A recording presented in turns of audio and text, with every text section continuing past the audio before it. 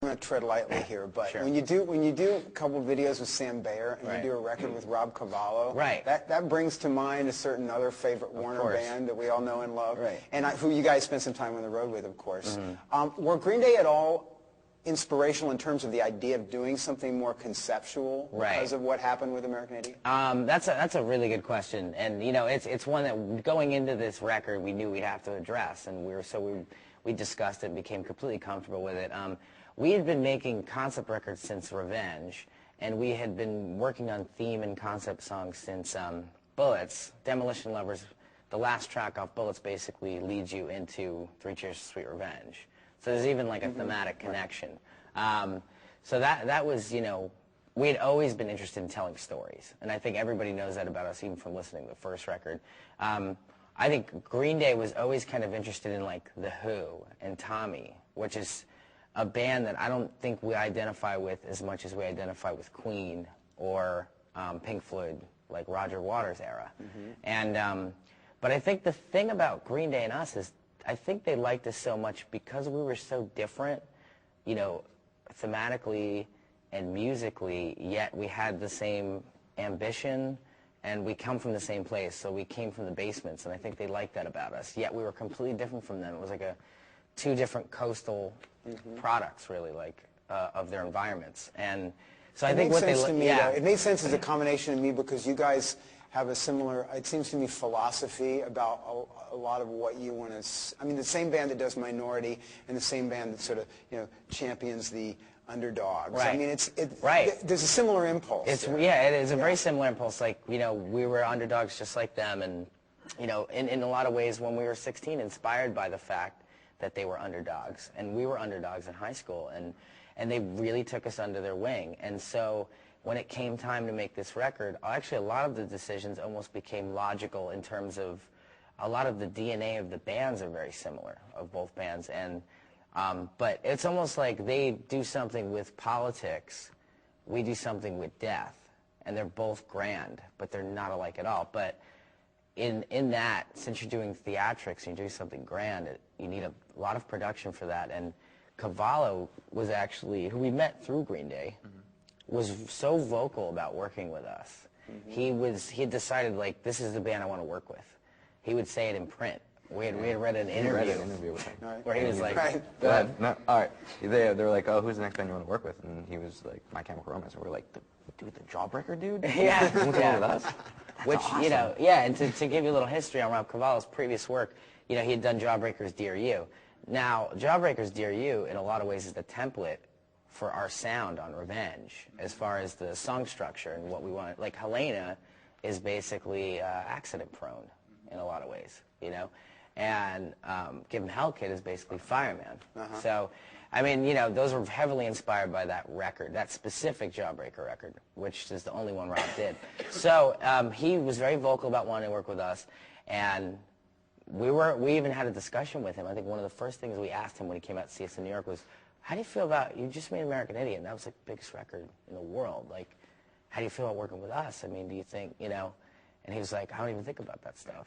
I just think you guys are a great band, and you're going to make the important record next year. And so that was easy. So to us, it became then about working with simply the best people. You know, it was like, well, we want to work with the best. Like, why wouldn't we, you know? And we met Sam at a video award ceremony, and I'd seen his reel. Me and Bob were there. And he got a Lifetime Achievement Award. I watched his reel, and then I was like, wait a minute, this guy did Bullet with Butterfly Wings. That's like my favorite rock video, because he had painted the pumpkins in such a new light. You've never seen the pumpkins look like they had just come from space to annihilate the earth, you know? And that's what I wanted for the band. So it was that sole decision. We needed to be painted completely differently.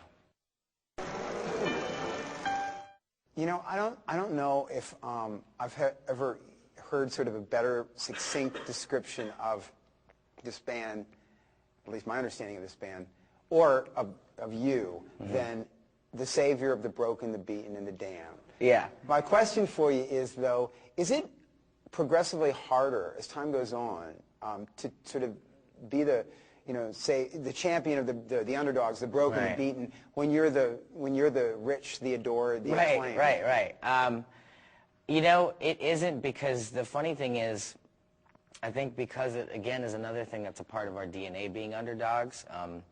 That never goes It's away. always inside of You you. can never shake it. You The can't attention avoid makes it. you more awkward. Yeah. Yeah, it's I don't know. It's weird. You know, sometimes you start to think like, I don't know, like we get interviews and stuff like that, and like, why do people want to know? It's No matter what, we'll always be the underdogs. No matter what Yeah. situation we get Well, put in. another thing is too, like the more people that learn about you, even if you're an underdog, then you could come under fire a lot, and the more attention you get, and the more threatening or dangerous you appear to people, and then the more people try to kind of knock you down. Because like we're the kind of guys that we show up to like a celebrity function if we have to be at one, or an award show or something. We still don't fit in with anybody. I have read you said that success has in a way made you guys more insular and kind of Absolutely. circle the wagons a little bit. Right. Do you find the more successful you get, distrustful of people wanting to get to know you, what their motives are? Everyone. When you get a lot of attention, everybody kind of wants a piece of you, kind of thing. And even when we started out, like it was always just like 5 guys like locked in a van, go to the van to the venue, play the show, and that's what was the most important. It was the music and the shows and putting that across to the kids. And we have little, I guess, things that make us happy, like little things that make us happy, like Same video little games things. and books and comic books, and we keep it to this little core, and we really concern ourselves with what's important, which is the music. Everything music else and is just the show. all this over here. Peripheral I think it stuff. borderline disappoints people when we show up to somewhere and the only thing we're interested in is playing the show. I think they get very disappointed in that. I think they expect something different out of you. They expect you to want to be a rock star, or, I don't know. Like I've met kids that have seemed kind of bummed because it's like we weren't into like being celebrities. We're on the verge of what could be a whole other level for you guys. You've said recently that we're ready for whatever comes our way. Is there a possibility that My Chemical Romance could get I don't even know what too big would be, but Right. too big, too fast? This band has always kind of had really big imaginations, and I think we have so much fun within those imaginations, within the worlds we create. I think however big we get, if we get like super big, it's all going to help that vision come to life. And I think that's the benefits we see out of it. We never look at mansions or sports cars. We're thinking, oh man, maybe we can get like a World War II fighter plane on stage now. so I think we've really welcomed that kind of stuff. I think actually with the ambition that we have and the record that we made, I think it deserves to be huge. So I don't know if there's a too big. I know that even if it's too big, or even if it was super small, that when it stops becoming special is when we'd stop doing it anyway. And that could happen in a basement, or it could happen in an arena. Arenas are, arenas are certainly ahead, but it wasn't that long ago that it was basements. And Right. I mean, it occurred to me that if I'm not mistaken, it's almost like 5 years to the month that It this is. band Yeah, was pretty started, right? We're 5 years old. Well, this is not too bad for 5 years, No. I'd say, No. for what you guys have achieved. Do you, and final thing, but do you ever say, why us? Do you ever go, what is it? What's different about this band? It's weird. Like, there's a lot of bands that we've met over the couple of years, and that I think are truly amazing. Right. That I really think should have as much attention as us. And sometimes it's unfortunate that they don't. But I don't know if I've ever questioned why us. I just had so much fun being in this band that you don't even have time to question that kind of thing. You're just like, why? Because Right. we really believe in what we do. That's what it and is. We have a lot of heart. Yeah, I think that's what it is. Like, there's moments, I think when the super big stuff Yeah, happens, that's like, that's oh, when wow. you're like, well, why us? And that's natural because we're all like really humble guys. Like, we try to keep grounded in reality. We keep really good people around us that are not afraid to tell us when we're being full of shit.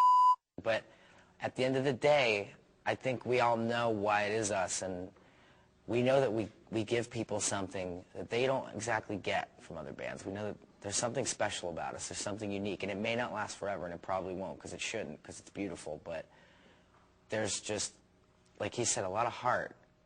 Well, I got to tell you, I mean, no bullshit. One of the reasons I still do